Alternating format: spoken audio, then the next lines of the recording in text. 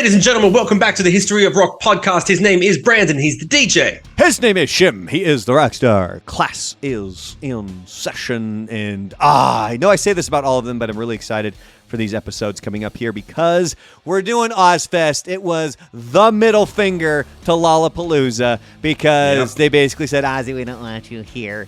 And it's the history of Ozzfest. We're going to go through the whole beginning of it. There was an unreleased documentary called We Sold Our Souls for Rock and Roll, and it followed Ozzfest 99.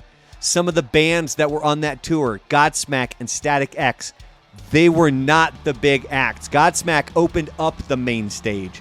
Slipknot was on the side stage for 99. And then I believe your headliner was Black Sabbath for that one, and then you also had Rob Zombie, who was the act right before Black Sabbath. But we're going to get to all of that stuff all the way from the beginning. But we're going to jump right in here where the festival was created in 1996 in response to Lollapalooza, hence the middle finger right there, because they shot him down. They said, he's not really the kind of act that we're looking for. So that's we're going to pass. So Sharon said, fuck it, let's do our own thing. 100%. The first Ozzfest was not a national tour. It was a 2-day festival. It was held in Phoenix, Arizona, and Denver, Colorado on October 25th and 26th.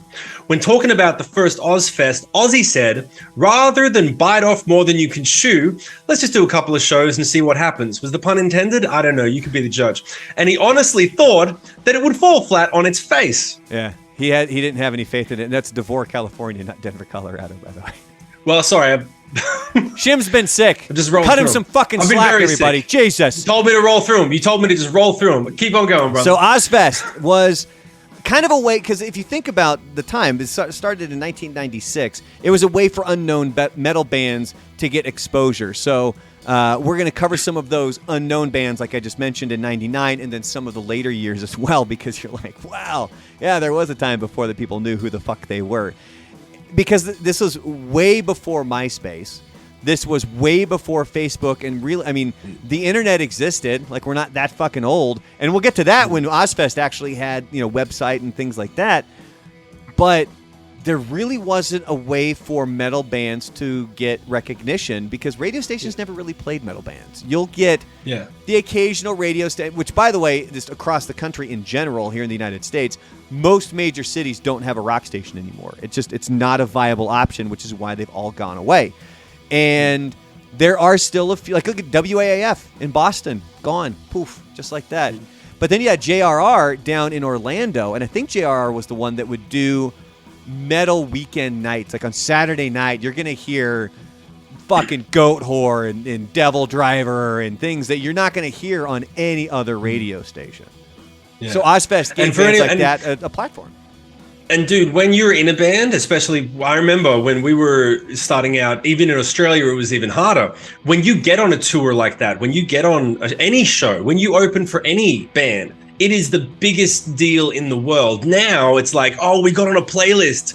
Go and follow the playlist that we got on. But back then, dude, if you could get on the side stage, if you could play on the back of a truck out the front of Ozzfest, you were rock stars.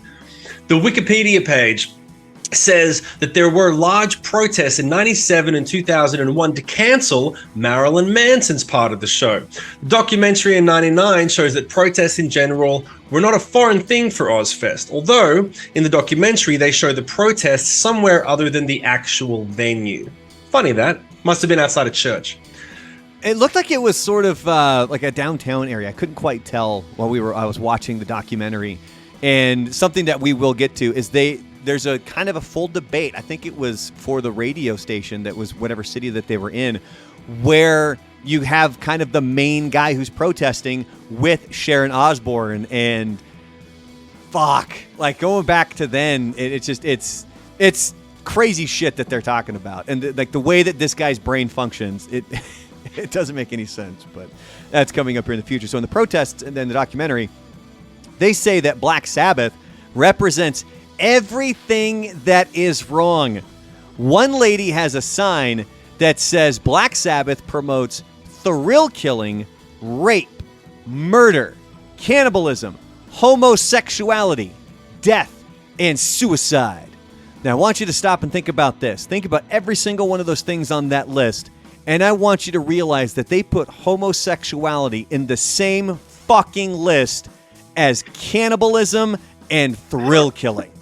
Just fucking think about that. Thrill killing's a funny one. Be like, that I've never even heard that. Thrill Killing. That's a good name for a band. The Thrill Killing Diaries. I'm pretty sure. I think there's a band that does have Thrill Kill in the name somewhere. But like, it blows my mind that they could sit there and be like, rape and murder and then home. And it's like, really, like a couple of dudes who fell in love. That's the same thing as a thrill kill or fucking murder. There's people from certain parts of certain towns that would still say that sentence, man. Oh no, there's still people that would say that. No, trust me, I know. It's still that. As much as people want to say like bands like Black Sabbath were shocking, I find that so fucking shocking today. All right. In 1998, Ozzfest. Sorry, guys. By the way, I apologize. I am getting over being very sick, so if I stumble on these, you'll have to forgive me. In 1998, Ozzfest ventured outside the US for the first time to the UK. The tour overseas featured a different lineup of bands. They would return to the UK in 2001, 2002. And then we were talking about how there was no MySpace back then. There's no Facebook. Internet was still a thing. In 1998, they set up an Ozzfest website, and they were uploading pictures from every night of the show while they were on tour. And back then, that's the kind of stuff that, like this is how you followed along. It wasn't like everybody just had their phone and you could sit there and go on Instagram and see what was happening on that tour that night. So to have that popping up on a website on a regular basis was a pretty big fucking deal. And you would sit there for the whole 20 minutes that it took for those pictures to load. Like a laser printer. And all of the three young people watching the podcast right now are like, what the fuck is he talking about? Yeah, they're the people who wouldn't know how a rotary phone works. Yeah. There was a merging of two tours in 1998. The Float Ride Park show on July 18th, 1998, combined with the Warped Tour 1998. 39,000 fans showed up for the 12-hour, 6-stage, 48-band event. That sounds like a fucking mini Woodstock 99 waiting to happen, doesn't it? Oh, and we're going to get to the Woodstock stuff, too, because obviously with this documentary, it's Ozzfest 99. So while they're on tour, the Woodstock 99 thing is going on. They do not have nice things to say about Woodstock. Oh, jeez. Here we go. We'll get to that. So in the documentary, again, it's called We Sold Our Souls for Rock and Roll. Here are some of the acts that were on tour for this documentary. On the second stage, you had Slipknot, Head PE, Static X, Fear Factory, and Drain STH. And then on the main stage, Godsmack, System of a Down, Primus featuring Buckethead, Slayer, Deftones, Rob Zombie, and Black Sabbath. I got goosebumps right now just going through those fucking bands. It's kind of funny that now that main stage lineup, you could almost flip half of those bands. Like you wouldn't be surprised if Godsmack would be headlining, and you could flip half of these things. All right, so coming up on this, the next portion of the podcast is pulled directly from the documentary. A common question throughout the movie is, will you be touring in 30 years? Here are the responses that they got. Wayne Static of Static X said, you never know if you're still going to be valid when you're that old. Wayne passed away in 2014. So yeah, he did not quite make it. Although there's some crazy stuff that happens to Static X during this documentary. They also asked Sully Erna of Godsmack the same question. He said, I hope I'm alive in 30 years. So, that was all. I can't imagine Sully not making it. He's a health freak and a bad motherfucker, dude. He's... Slayer talks about how they already... Sorry, one second. I totally misread that. Slayer talks about how they're already halfway through there because they've already been around since the early 80s. That's actually not... That's a fair call. Yeah. You don't walk up to Slayer and say, where will you be in 30 years? I really would... That's one you'd say, I really would be surprised if we're still around in 30 years. But they fucking are. Yeah. They're still rocking. It's just still fucking as badass as ever. So they ask the bands this question, like, will you be touring in 30 years? And there's a lot of footage from the crowd. They interview this one guy, And he yells out, 30 years you've kept me alive, man. You kept me from blowing my fucking brains out, Ozzy. Thank you. And then he goes, meet my daughter. Meet my daughter? He goes from, he's like, you saved me from blowing my fucking brains out. And then you see him like reach off camera and he goes, meet my daughter. And he drags this girl over. Jesus. Man, isn't it funny? The difference in fans, could you imagine the difference in fans from metal to rock to pop to country? Like, you'd never hear a girl at a pop show saying anything like that, but the things you can get away with saying at a fucking metal show, and that's pretty out there. Yeah. They, excuse me, guys. They show an announcement being made over the loudspeakers that recording devices are not allowed and that moshing might take place, so proceed with caution. Isn't that sweet? Isn't that sweet of him to put up a sign that says proceed with caution? I remember one of the biggest rounds of applause I ever got at a festival was when I took that paper sign off the rafter and wiped my ass with it. They don't give a fuck about that sign. No one proceeds with caution. Just letting you know.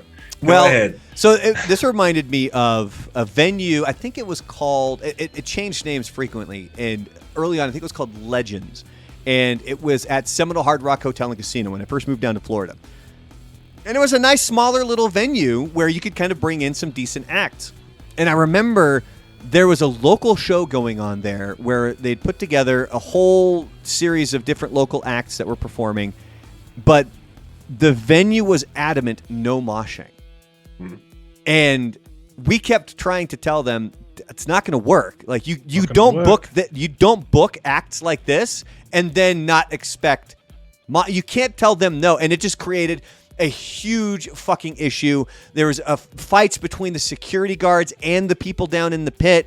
It made the security guards look bad because they had been told absolutely no moshing. So by the time they're telling these people, don't do this, don't do this, don't do this, the crowd doesn't give a shit. They want to have fun and enjoy the music. Yeah. Which leads me to something we're going to get to here in the documentary is they talk about the security guard. Actually, I take it back. It's the very next thing that's coming up here, where they're talking about with the security guard and the guy that's kind of running the show, and he goes through his list of things to be paying attention to, and the list of things that need to be done. And you can tell, like I've been to enough shows. There's sometimes they just don't do that shit. Like they just don't care, or they just have not done their homework and tried to figure out. You mean they don't care to run? They don't care to run through it, or they don't even pay attention to it at all? Run through what? Well, you're saying the guy was sitting there running through everything that everyone had to go through. They don't even bother to run through it with security and pay attention to that, or they do it, they say it, but they don't follow through. I think both. I think like I've been to enough shows where things have gone haywire that you can tell there was no briefing early on, or there was a briefing and either it just wasn't done right or nobody gave a fuck because it is a mess down there. And that one venue, man, I still remember watching just the shit show that was down, and then they would come to the radio station like, we don't understand why people don't want to come to our venue. Well, because you wouldn't let people fucking do what they want to do at a rock show, you dipshit. Yeah. Like, what did you expect? That's like having mariachis and telling people you can't dance. Yeah. No, I get it. But is it because there's they got insurance problems, security, like they're worried someone's going to get hurt and sue them? Because you can insure for that shit. I think so. But it was also, I believe they rented the space from the Seminole tribe down in Florida. And the Seminole tribe? It's the Seminole Hard Rock Hotel and Casino. It's on Native American land, I believe. What has that got to do with? So what? They didn't want to get kicked out. That's essentially what it is. Like they had enough issues, and they didn't want to get the heave ho if they're known as this place where people come like fight and stuff. Okay. Oh. Yeah, it was a really. It was a really that's weird. Backwards. I can imagine. As soon as you told me, I'm like, well, if I'm a concert goer, I would immediately say I can't be fucked. I'm just going to go to a different show somewhere else. Like, yeah, it's too much fucking aggravation. And that's ultimately what happened. And the thing ended up changing. I think it ended up becoming a fucking dance club. Where there was probably more fighting going on there than there would have been at a fucking rock show if you just let people mosh. So anyway, I know I talked about Woodstock 99, so there are some moments in the documentary that have to do with that. Rob Zombie comes out on stage. He yells out, I got 2 words for everybody. Fuck Woodstock. Fuck that. Fuck Woodstock. Fuck that stupid MTV motherfucking Woodstock bullshit. That's what he said. That's exactly what he said up on stage. And did that incite the crowd enough to get them to fucking copy Woodstock, or did they? What they do?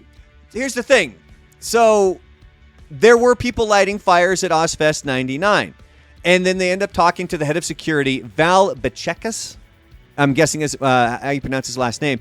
He says people tend to light fires or destroy the venue in some way. And then the documentary shows people lighting fires at Ozzfest. They just didn't turn into this gigantic fucking, just destruction that took over Woodstock 99. It didn't turn into anarchy. Exactly. Yeah. And I mean, it happened, but security knew like they need to be ready for this stuff. This is something that you can anticipate.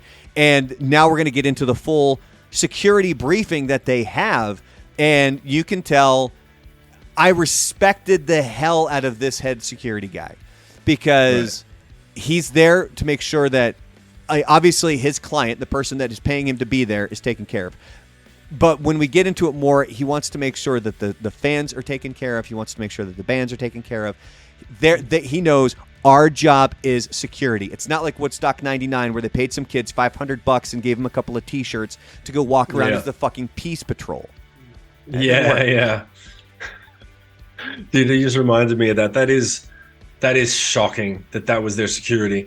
So going back to what Brandon was saying, during this security briefing, they're talking about how to handle the crowd. How do you say this guy's name? Bechekis, I think. Or Bechekis. I think Bechekis. Bechekis, who was this is the head security guard, right? Yeah. This is the main dude? Yep. When talking about crowd surfers coming over the barricades and to help them from the waist up, he said, don't grab an ankle, don't grab their leg and crank it up, because where's their head gonna go? That's pretty smart. That's pretty good.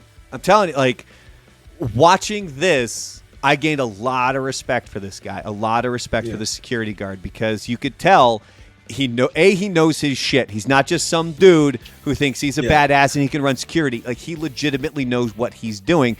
And you would think that Ozzfest would get like best in the business, and it looks like they probably did here. So he talks about the security guard's getting pissed off. So this is the same security briefing. And he says, please do the whole crew a favor. Do the building a favor. Do my client a favor. And go take a walk for 10 minutes and cool off if you lose your temper. Okay?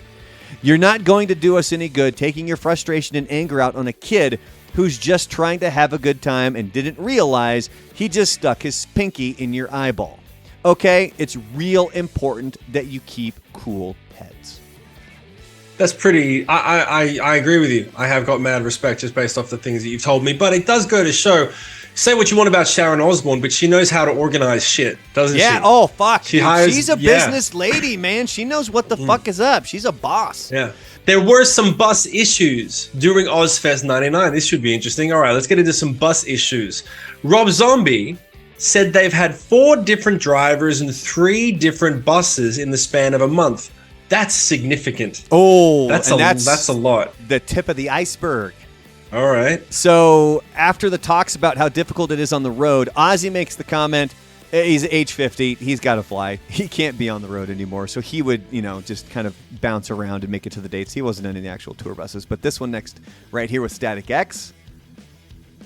Yeah. All right. Let me know if you've ever heard of anything like this. Static X ended up being kicked off their bus because whoever owned the bus didn't pay his bills, so it ended up getting repoed. Fuck. I've had something close to this, but no, never got it repoed. We had to change buses for this reason.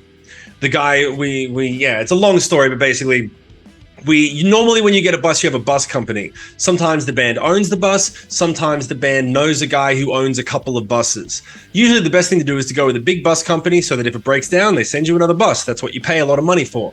But we had a period where the guy who worked for the bus company bought a bus and said, if you guys want, I'll give you a rate and then I'll just drive you around. And we did it. He didn't make the payments. And then he was like, listen, in the middle of this tour on, September 30, jig's up, you're going to have to figure something else out. And we had to get a new bus company to send a bus out and swap him over because he was like, the business didn't really, I've gone under, bankrupt, sorry. It's bye. Oops. But at least we had notice. Yeah, we had notice. Oh, But yeah, shit. we had situations where buses break. People don't understand how bad it is. If you're in a bus and it breaks down in the middle of fucking nowhere, like I'm talking like literally 150 miles from fucking anywhere. It's not good when you have to sit there for 2 straight days because they can't get a bus out. And you just sit there doing nothing, letting the toilet overflow in the heat. It's fucking horrible, dude. God. Yeah, and they even talk about Static X. And they're kind of talking to the band about all the stuff that's going on and the fact that the bus is being repoed. And I can't remember which member. It might have been Wayne. It might have been somebody else from the band. And they're on the bus and they're just clearing their shit out. Like they're getting all their stuff off of this bus. Yeah. And the documentarian who's there, she asks, "So are you guys going to trash it?" And whoever it was from Static X is like, "Well, I don't really know what I can say with my tour manager here." And the tour manager goes, "Do what you want to do." It's like, oh shit. So okay, I guess do what you want to do. So they ended up getting the old heave-ho there, and again, that wasn't the last thing that happened to them. So they end up talking about how just sleeping on the road sucks. Wayne Static talks about how he had his own pillow, which isn't shocking. I mean, that dude's hair, he probably had some sort of special pillow. But my question is, that something that you would always have when you were on the road? Did you always have my have own your mattress? I had my own mattress. Look at you, I had to fancy get pants. my own mattress. No, I had to get my own mattress because those for anyone that doesn't know, I'm 6'3" and I've always had back issues. So it got to the point after a year of touring, I was in chronic pain from just sleeping on this tiny little fucking thing that's attached to the wood. So I eventually got a mattress made for the dimensions because, in case you didn't know, a bunk mattress is smaller than a single. It's actually like a kid's mattress. It's my whole body basically just fits into it. It's like 6'4", 6'5" long. So when you try to roll around and you try to move around, you just smash into the sides and smash into the top, and it's like being in a coffin. It's actually not fun. I was gonna say, would you ever get claustrophobic? No, you just have to deal with it. Like there were times where I couldn't. It's not. People think it's so glamorous and everything, but I remember the first time someone mentioned, they were like, because you've got the way that buses break down, for anyone that doesn't know, you've got the length of a bus, right? And imagine it broken up into three sections, 1, 2, 3. The front is the lounge, the middle section is called bunk alley, and the back section is the back lounge. Bunk alley is just 2 lengths of bunks where everyone sleeps and there's very little ventilation. Within 2 days, bunk alley smells like pure ass. It just smells like fucking funk. And there's nothing you can do about it. You can spray Lysol, you can wash the sheets, but when you've got 10 people sleeping and breathing and farting and fucking just being gross for 8 to 10 hours a day, there's no way around it. It stinks like horror. Ugh. And there's nothing you can do about it. So I'm not surprised. Like people, I'm not surprised at all that like Static X, you could be the hardest motherfucker in the world, like Ozzy,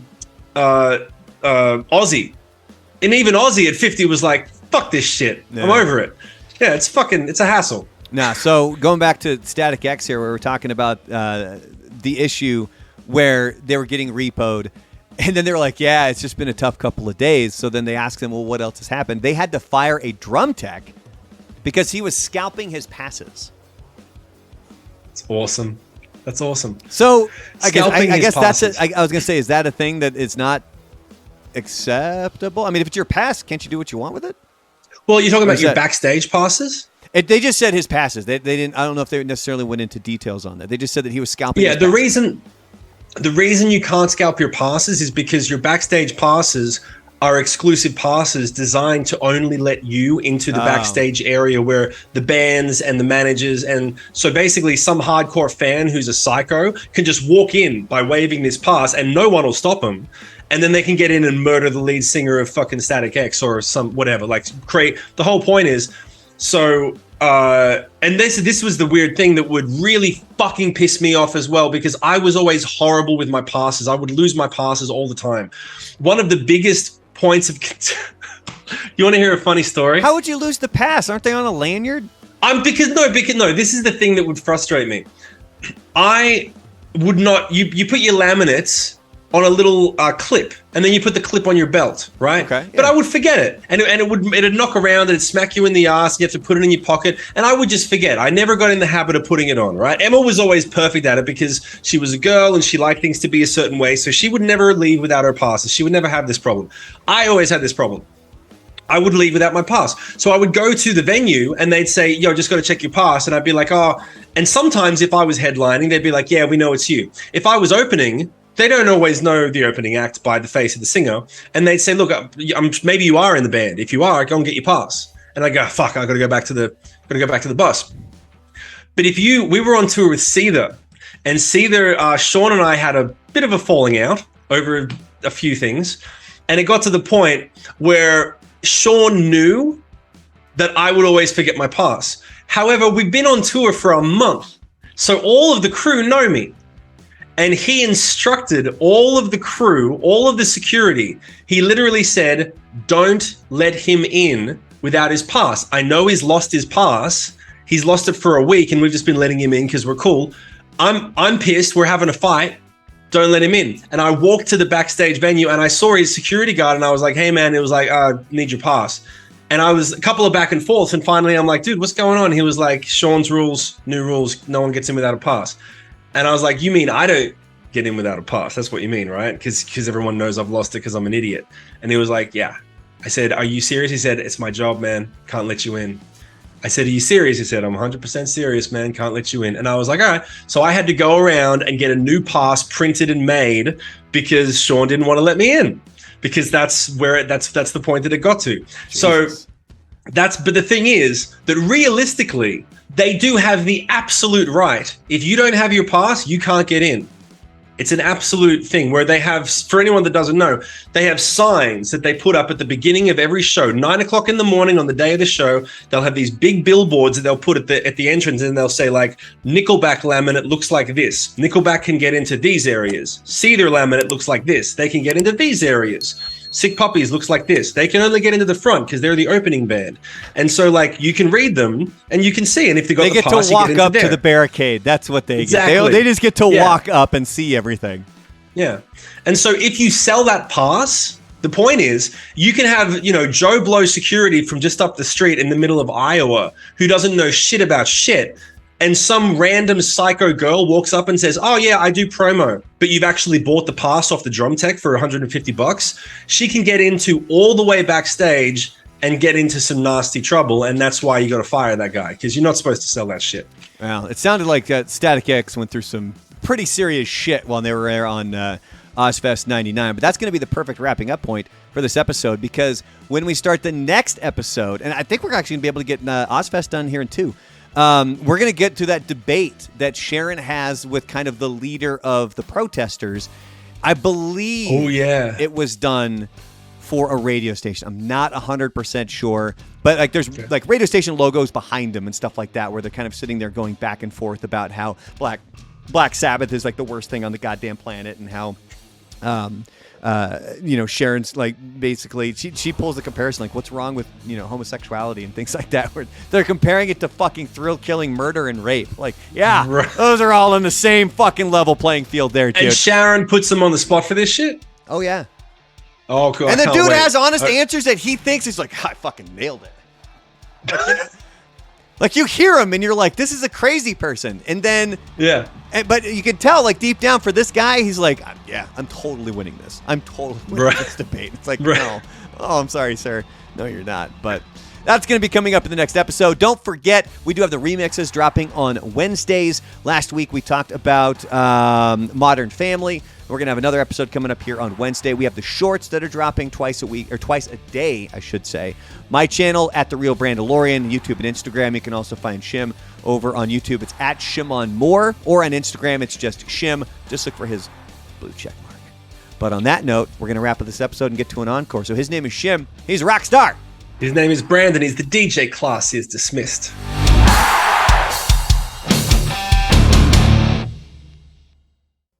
Thank you very much. Is that new? I'm saying it this time. Encore. So what do we got for the encore? I don't even know, man. I don't even know, man. God. God damn. It's been a long fucking few days here, man. Are you tired? I'm very tired. With the amount you've been dominating especially the last 4 weeks. Now that you got those books, you've got how much time you got? You got 3 months worth of content locked and loaded with those books ready to go. More? Maybe. I don't know. I right now, as we're recording this, I've got about a week out, kind of like produced and scheduled. Like it's already uploaded to YouTube, ready to go. Right. As far as planning other stuff out, that's what I'm going to do tomorrow morning. So basically, my day starts. I get up at 6 a.m. I flip around on my phone a little bit. I check my numbers. I go to TikTok. I go to YouTube. Oh, by the way, if you're watching this encore and you haven't found me on TikTok, it's because it's Goat the Brandalorian is where you can find me over there. And then I check the YouTube numbers. Then I go downstairs, I let the dogs out. And then from there, I'm pretty much in this back room where I'm at now for the rest of the day, unless I'm either working out or I'm driving my kid around. Like I live back here at this point where I work from 6 until I work out, and then I'll go pick up my kid at 3 and then get her to the places that she needs to go. I live stream noon to 3, Tuesday, Wednesday, Thursdays, and then Tuesday, Thursday nights as well. So like my Tuesday, which is going to be tomorrow, I'm going to be up at 6 and I wrap up at 10 p.m. And it's how the live stream has been working out on Twitch. Well, I'm pushing YouTube. I mean, they're on like Twitch. Yeah, it's there. I don't. So yeah, really are you live streaming on YouTube more now? Well, I mean, I live stream on both. Like it's simulcasts. But I really don't care about Twitch as much because there's not a whole lot that's going to be going on there. So that's why, and I'm building those numbers on YouTube to bring more people over to the YouTube channel. But yeah, that's probably why. Like I'm glad we're not recording more than one today, more than one of these, because I'm just beat. Yeah, you beat. Man, I had the AC unit crap out over the weekend. Although I replaced a pump all by myself. Oh yeah, yeah, big strong man. YouTube's the shit. It shows you how to do everything. Everything. It's amazing. The guy answered all my questions. Jamie was telling me that he went out on tour for like 3 days. Him and his cousins went out on tour, and there were these influencers that came with them for a couple of days, and they weren't babies. They were like mid-20s, but there was he texted me and he said, I knew that I was the dad in the equation when what I thought was a grown man, a mid-20s guy, walked up to me with a photo of the dashboard and said, one of these flicky lights went red. We thought you'd know what to do. Oh my God. And he was like, did you look at what it said? No, it's red and it's flashing. He said, well, it says oil. So maybe you need to check the oil. He said, do you know how to do that? And he said, well, do you know how to open they didn't know anything. And he was like, they can, like, and don't get me wrong, I'm not like, if you don't know how to, but like you said, YouTube it, Google it. Yeah. It's different, or drive down the street to there's going to be one around, a mechanic, a fucking service station, a petrol shop, I mean, that's anywhere, figure it out. In all honesty, that's the vast majority of the stuff that I do. Like when I'm producing the videos, you'll notice on my shorts, you'll see the text running across. And I know I get comments a lot about this because depending on the social media it goes up on, it can look really blurry and it can be like a total mind fuck. Because it's sitting there and it's scrolling across and it's like, oh my God, this is giving me a headache. I know it does that sometimes. That's really how it uploaded to that social media. Because when I produce it and I'm done, it goes by nice and smooth. I looked that up, how to do it, but then I also kind of had to take information from this and information from this and then put them together to make that thing happen because I wasn't able to find a definitive answer of this is how you do this thing. But in general, have you fixed it? No, there's nothing I can do about that. It's how it uploads. Like when I produce it, it's fine. And for the vast majority, YouTube's the one I really care about. Probably TikTok would come in second and Instagram's coming in third because Instagram's completely ass backwards right now. But it's just the way that it happens to upload. And generally on YouTube, it looks nice and smooth. Now, if I see it looks like shit, I'll try and delete it and then re-upload it. But if it's already up and running and it's already got a few thousand views, I'm not going to fuck with that. I'm just going to leave it. Funny thing is, I never even noticed. I don't read that shit. I just listen to it. Yeah, so I had the idea when I was really first trying to focus on my own shit, and I went to I always would flip around on Instagram and maybe TikTok, but mostly Instagram. And then I started to focus on the YouTube shorts. I started watching more YouTube shorts, and I saw what people were doing. They get you. Yeah. One of the things that I noticed a lot of people were doing is they were putting the text of what's being said, except the way that other people were doing would takes like 10 times as long. It's you write the sentence and then the next sentence pops up and then the next sentence pops up. So you're doing this constantly, where with mine, you start at this point, you end at this point. I just copy and paste my script and it takes care of itself. So I noticed that and I was like, well, shit, maybe this is something that I could try. And I'm assuming it's working. By the time this episode drops, I'm hoping the numbers on the YouTube channel are continuing to go up, but we can't predict the future. But they have been so far. No, that's what I've been doing on mine. I have them pop up. I have to subtitle them manually myself. Yeah, which is a fucking drag. It's a drag. And you have to lot. post them. You have to put, like, if you got a rectangular up screen, you have to post them just a little bit lower than the middle, because at the bottom they've got the text that TikTok and YouTube put there. And then in the middle is where your face needs to kind of be. But if it's too high, then your eye lines, it's like you never can quite get it perfect. Yeah. Like, that's why the whole thing. When I was working for OG Life and we would be doing the like we would put the end slate on something where it'd have the logo and then the logos for the cryptos like Ethereum and Solana and I think Polygon was the other one that we had.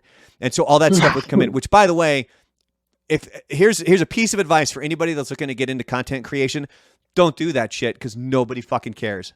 Like, you can see about what? The end slate that you put on the end of something. That's why I got it to mine where I'm super short, where it's just, want more content, like and subscribe. Like, that's essentially that's right. it. Because once you bring up a title screen or something else, or it's like you're trying to promote something or do something, and this is why it's difficult, because I've been doing some videos to promote businesses and they're doing fairly well. But man, once we would put up the original Gamer Life logo and then the other logos, you can watch a graph of this is how many people are watching, and then there's kind of people tuning out, and then the second that thing would hit, gone. They would just scroll. They would just go. Nobody sticks around. And I tried explaining that to people, and they're like, well, we need to have the logos at the end. Fine. Nobody's going to see it. You're creating work for me that nobody's going to fucking see.